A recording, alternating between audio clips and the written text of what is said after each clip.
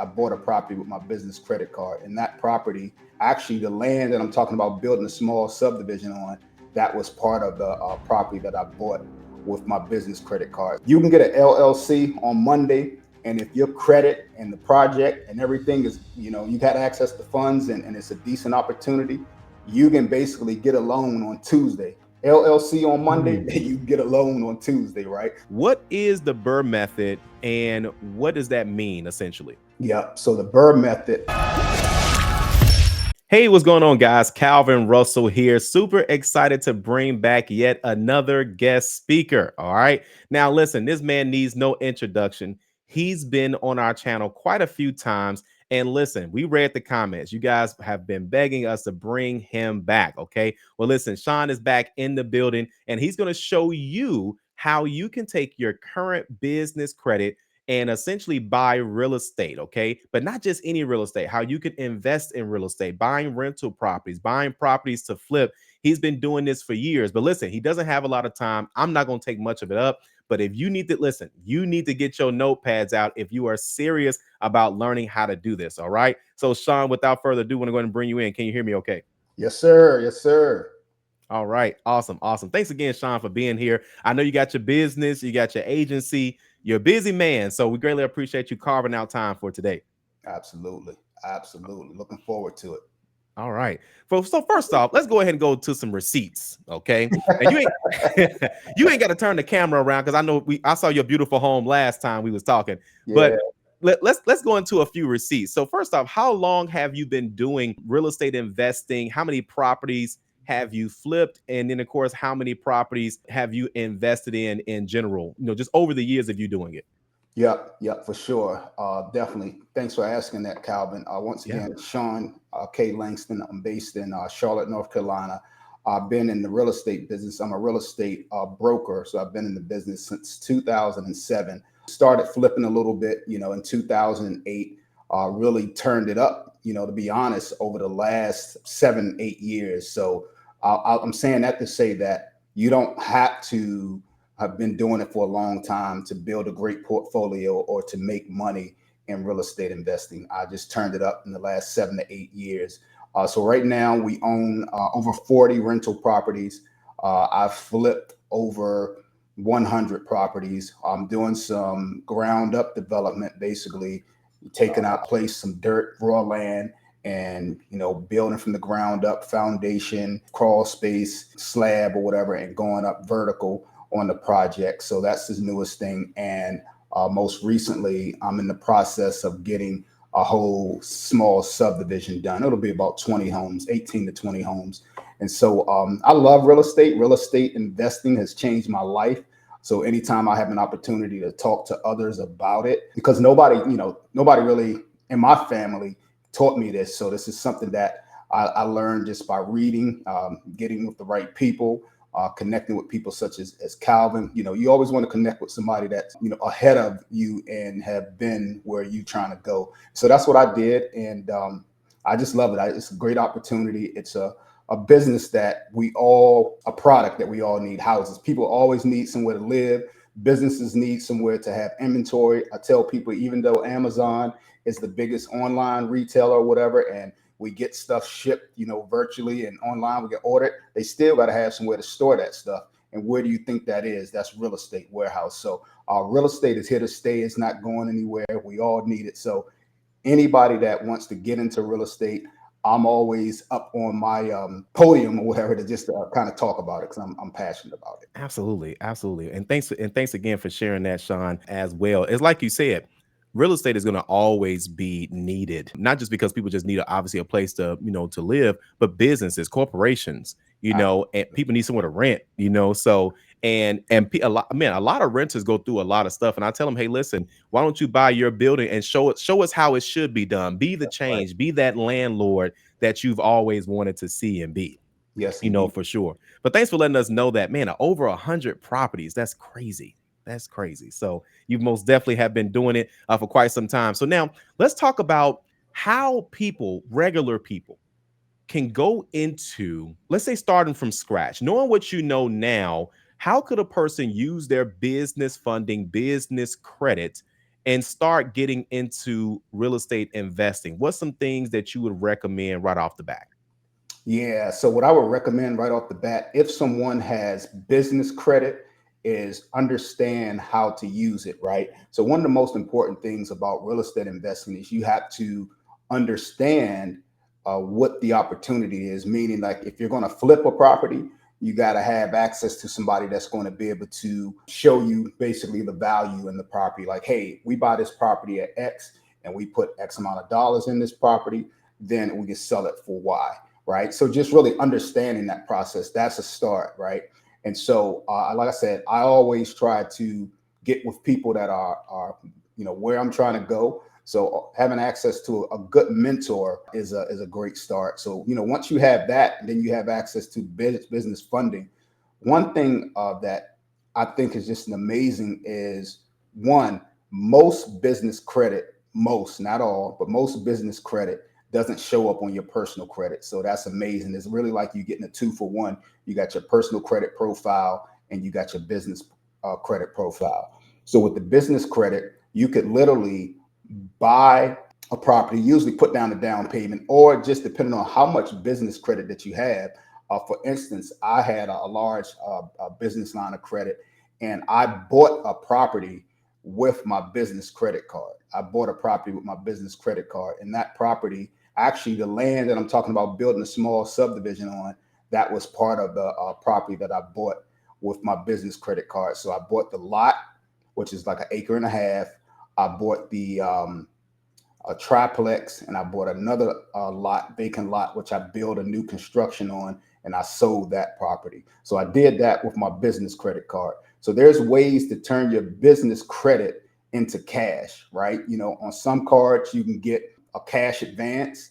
Normally, most cards are anywhere in the neighborhood of about 20% of whatever you have access to. So let's just say, I'm just using, straight up numbers. You got a $100,000 credit, a business credit card, then you can use about 20,000 of that off the break, right? But there's other ways to turn that whole line of credit, $100,000, into usable cash. That's a whole nother interview, right? I'd have to go into detail, but there's ways to turn your whole credit card that you have access to into cash, to use that whole $100,000 as a down payment. So that's basically what I did when I bought that place. As a matter of fact, that place I bought, it was years ago. I bought it in 2018, I believe, or 17. And I paid $95,000. So I used my business line of credit, because the only thing that the person that sold it to me, the only thing that they saw as the value right then and there was the triplex, which needed a lot of work. They didn't really see the value in the land, the two other parcels, the 1.5 acre, and it was another third of acre. So yeah, you could use your business credit card to buy real estate. I wish I knew that when I first started.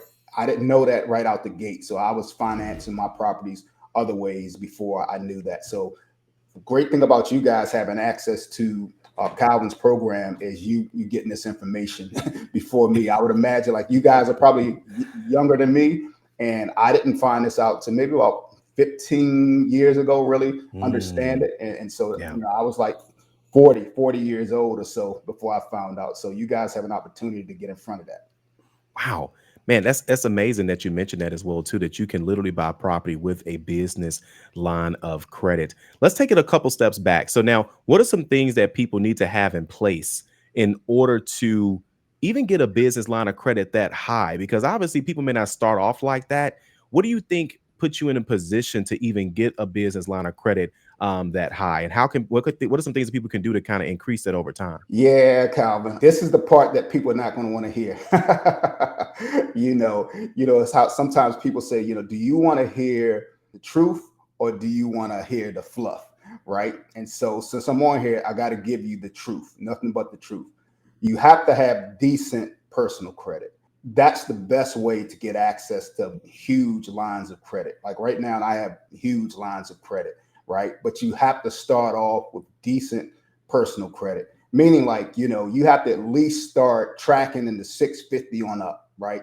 700, it's called the 850 club. If you like 750 and up, you golden, right? So it's super, super important. Like, I can't impress upon you any more that having good personal credit opens the door for business credit, because like I told you, with the business credit, it doesn't show up on your personal credit report, but it will if you default on that. So this whole premise is, I know Calvin has talked about it in great length to you all for the most part, that personal credit is the gateway, because when you get that business credit, most of the time they want somebody to sign as like a guarantor. You're a guarantor. All the little paperwork you sign, it's not going to show up on your credit, but the fine print says that if you don't pay, we're going to put this on your personal credit, right? So that's the most important thing, working on your personal credit. You work on your personal credit and kind of look at it like this. Whatever you have on your personal credit as far as credit limit, on average, you can usually get 10 times more, right? So if you have, close to $100,000 worth of credit on your personal credit, and they see that you've used that wisely over time, you can almost get access to close to $1 million between, different credit sources or whatever. Like, I'm not saying that happens overnight, but right away, Yeah. if you have decent credit, a good credit score, and you have access to credit lines on your personal credit, you could probably end up having access to about easily $100 to $2,000 in business credit easily. Wow. Wow. Man, that's some good to see that right there. That's another cheat code. See? Yes, sir. Yes, That's sir. amazing. That is amazing. Okay. So now we know, now we kind of got that in place.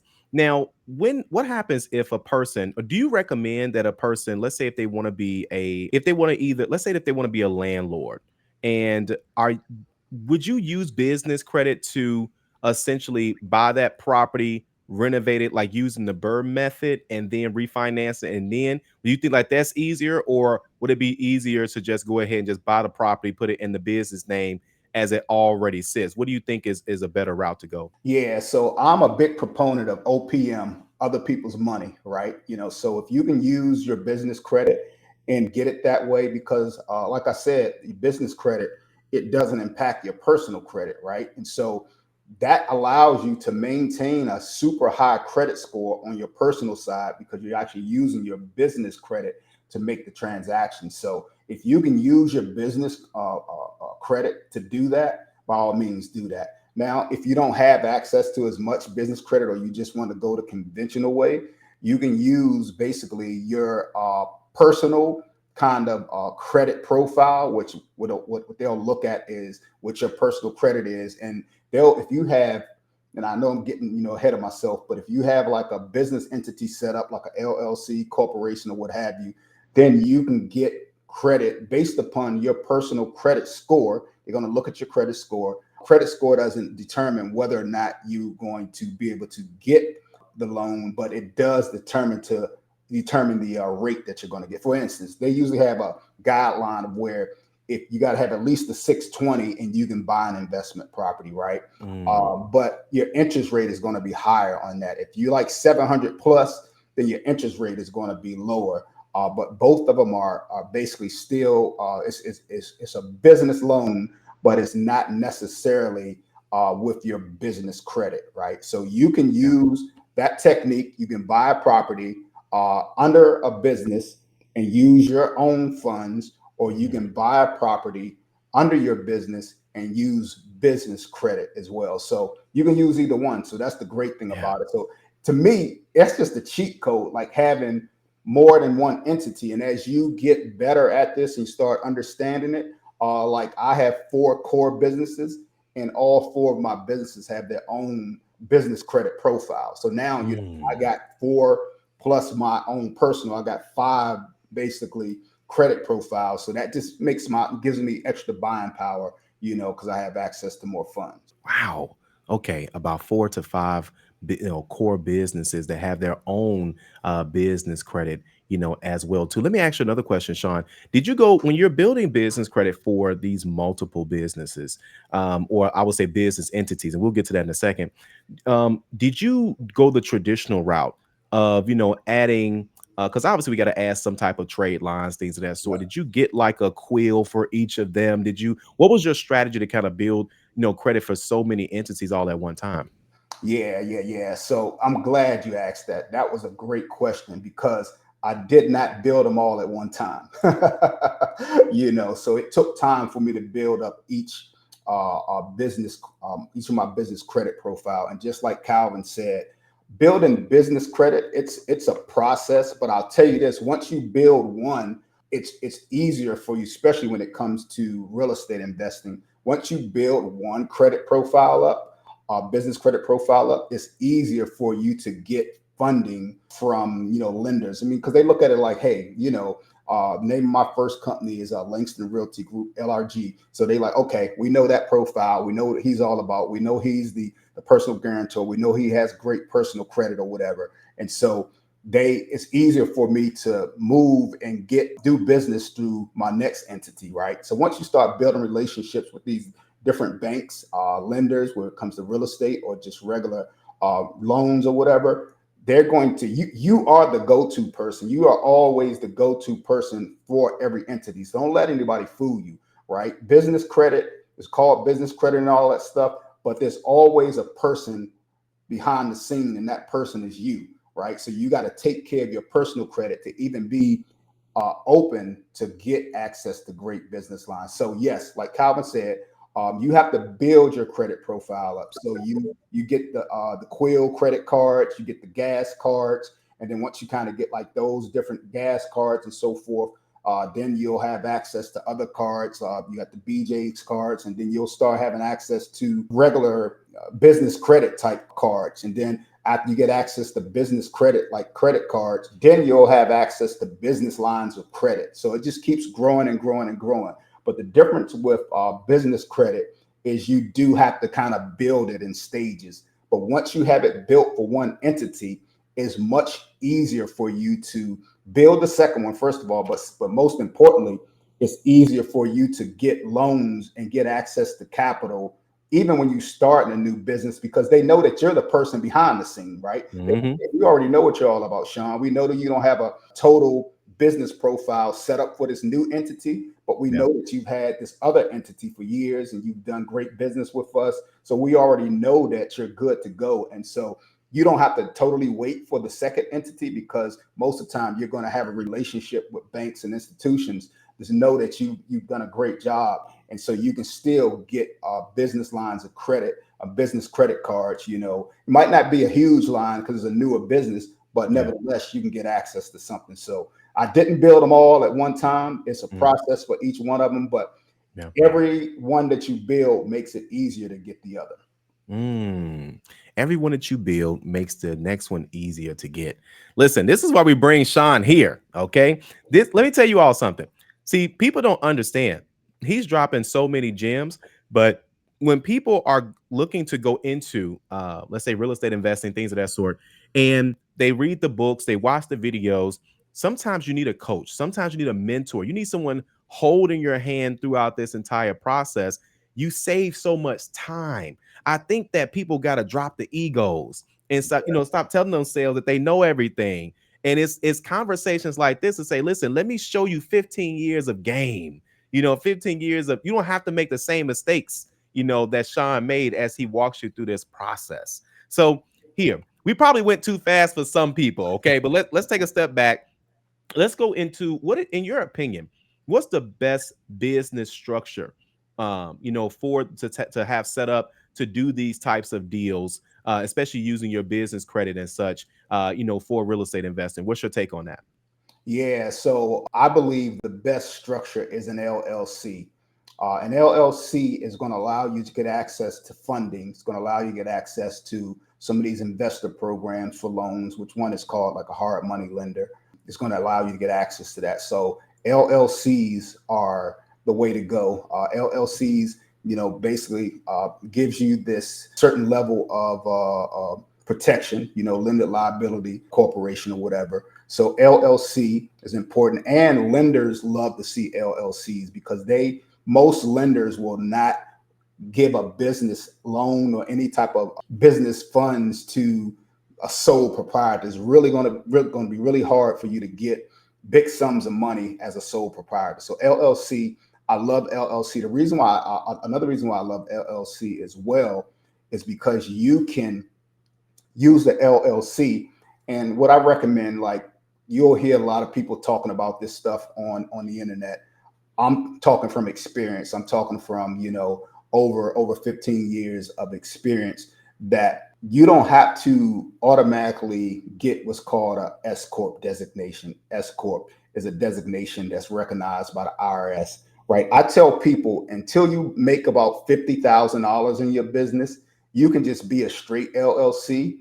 Once you kind of pass that $50,000 threshold and you're starting to pay more taxes, then you can always change the election. You don't have to change from a LLC, because you're still a LLC, but you're being taxed as an S corp. And being taxed as an S corp, I mean, it changed the game for me. I mean, my tax burden went from my first time, which was a eye opener for me, went from $25,000 to the IRS. And then when I changed it to an S corp designation, I got back like $3,000 from the IRS, right? I got money back, and the situation was almost identical, right? So S corp designation is super duper powerful, but you don't have to go get that right away. So if you hear the people on the internet saying, oh, set up your LLC with an S corp designation, like this is my thought, guys. This is one thing that I do. I believe in proof of concept, right? Some people get analysis paralysis, because then you just want to go through these checklists and say, oh, I got to get my LLC. Oh, I got to get my S corp designation. Oh, I got to get my branding name. Oh, you start thinking of all these things as an excuse not to just do the work, right? So I'm a proof of concept type of person. Get the LLC first, and then when you start making money, change to an S corp designation. Another reason why I like LLC is, if you really want to do investing at a high level, the banks are going to look at your history. They're going to say, oh, wow, you under your LLC, you've done 4 or 5 investment properties. So as a matter of fact, once you do so many, they put you in tiers, meaning that you get access to more capital, you get the best rates and so forth. So like, I'm a top tier investor, so I get the best rates and I get access to more funds. Right. With one of my lenders, I got access to a $5 million line of credit. Right. I mean, never in a million years, I would have thought I would. Like, that wasn't something that I really set out to do, to be honest. I just wanted to get into the business, make some money for my family, and live a good life and leave a legacy. Right. I didn't think that I was going to have access to a $5 million line of credit. Right. But basically, LLC is what they recognize most in investor type lenders, what they call hard money lenders. You can get an LLC on Monday, and if your credit and the project and everything is a decent, you got access to funds and it's a decent opportunity, you can basically get a loan on Tuesday. LLC on Monday, you get a loan on Tuesday, right? So what I'm just saying is, LLC is the way to go, because you can build upon that. They're going to look at your history. They're going to say, okay, you flipped under, your LLC, 1, 2, 3 LLC. You flip 1 property, you flip 2, you flip 3. Then once you kind of get up under your belt, that's why you hear this strategy sometimes. People say, put your properties in different LLCs. I don't believe in that. It doesn't make any sense to me. Because when you do that, you don't have a history that you built up, and then you don't have access to more capital over time. So that's the reason why I like just putting in all my investment properties, for the most part. If I'm flipping them or whatever, or doing the BRRRR method, you refinancing out of them, they go under my main LLC. Therefore, that gives me a history. It's kind of like your credit profile, right? Your personal credit profile, your business credit profile, longevity. When you got, a length of history, that helps you as well. So that helps you get more funding when you keep it under one LLC. And then as you grow that LLC, you can always elect what's called an S corp designation. It's a beautiful thing. If you're making $50,000 or more, it'll save you a ton of money, because you won't have to pay what's called the self-employment tax. You'll avoid that, like double taxation. So that's just something. That's what I really like. Wow. Listen. And this is huge, because usually people stop at the business formation, because they're like, okay, I was told to get an LLC, I was told to get the formation right, and then they just kind of leave it there because they don't know what to do next. That's right. And like you said, I love how you just mentioned how you literally could start that LLC on a Monday. and That's then right. get that funding, potentially on Tuesday. That's right. Okay. Yeah. And it just, and like you said, it gets easier over time because now you have that book of experience, That's right. closed deals, behind you. I got another, Absolutely. I got another question too. And because there are some people who are newer to real estate, so we Okay. don't want to go too fast. What is the BRRRR method and what does that mean essentially? Yeah. So the BRRRR method, and it's funny that you asked that because one of my mentees had to tell me what it was, right? I didn't even know the name of it. It was just a concept, when you buy a property and you fix the property up. And then once you fix that property up, you rent it out to a tenant and then you refinance it, right? And so that's what I was doing. I didn't even know there was a name for it. To one of my mentees, students brought it to my attention and said, "Oh, you're doing the BRRRR method." And I thought it was like named after some guy whose last name was Burr. And I said, "Well, what is that?" And, basically BRRRR stands for buy, renovate, rent the property out, refinance, meaning refinance and pull some of your money out that you put into it. Sometimes you can pull all your money out that you put into it, and repeat. So buy the property, renovate the property, rent the property out, refinance, and repeat. So it's a system where you can replicate, you can do it over and over again. And the power of compounding is amazing because you can take that one property, refinance out, get some money out of that, get your money back you put into that, and possibly even more money that you put into that.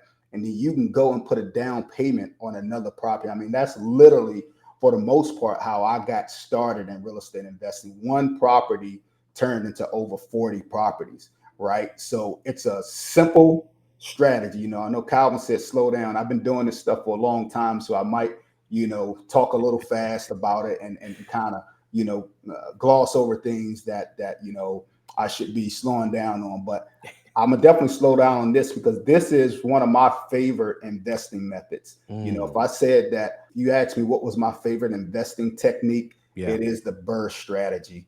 Buy the property. I'm gonna say it again because I want you to get this. It's a simple process.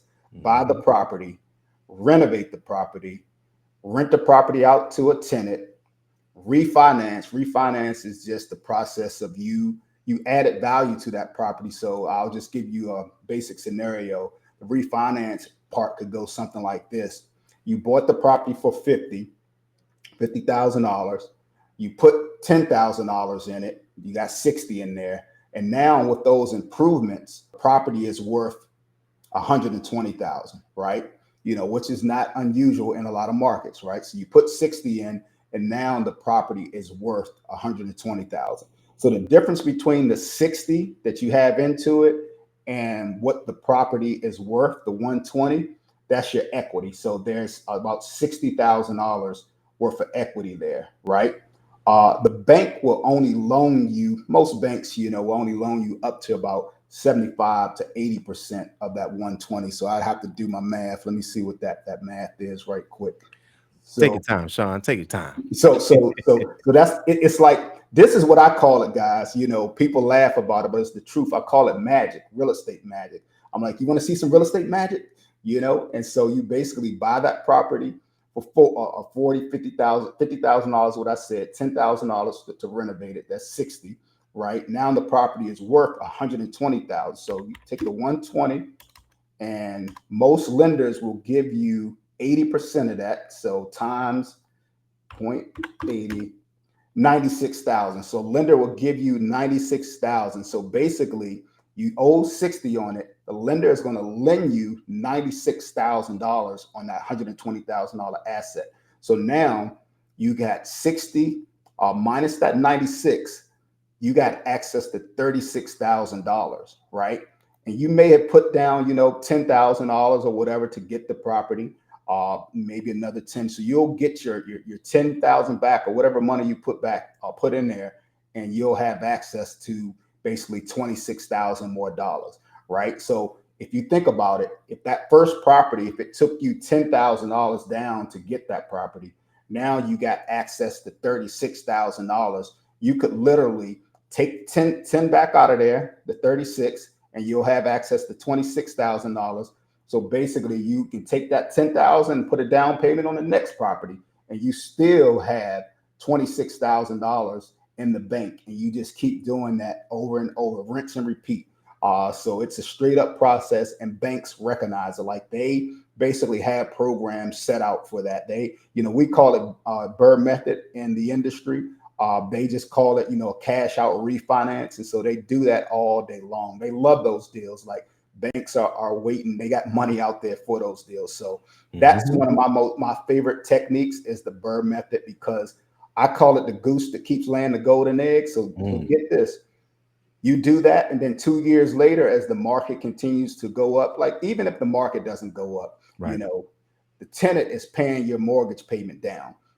Most of the time, 99% of the time, if you're doing it right, your mortgage payment is going to be less than what the tenants are paying you. That's what you want to have.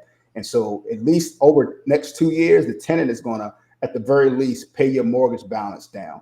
Now, if the property has appreciated over that time, you can do it again. And so think about it now. And if you have two properties, you can do it on both of those properties. If you have 4 properties, you can do it on all 4, and so forth and so on. So it's a powerful, powerful strategy and technique. I just love it. It's magic. Wow. I call it real estate magic.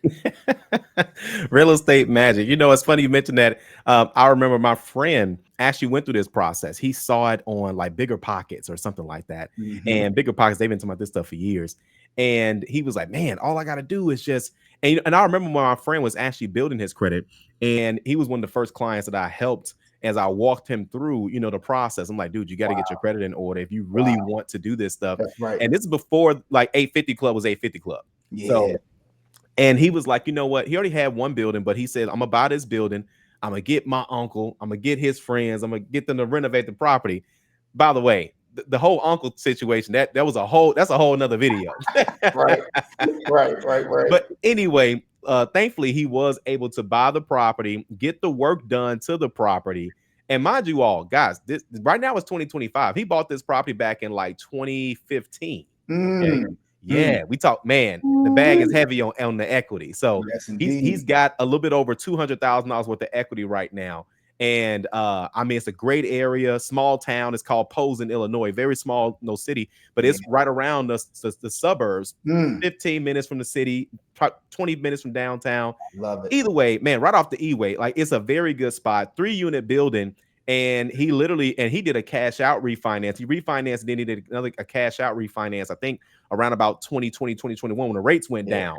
So I mean, the ultimate strategy, and the equity just keeps going up, on the property itself, so, and, but man, again, just letting people know that people are really out here doing this for sure.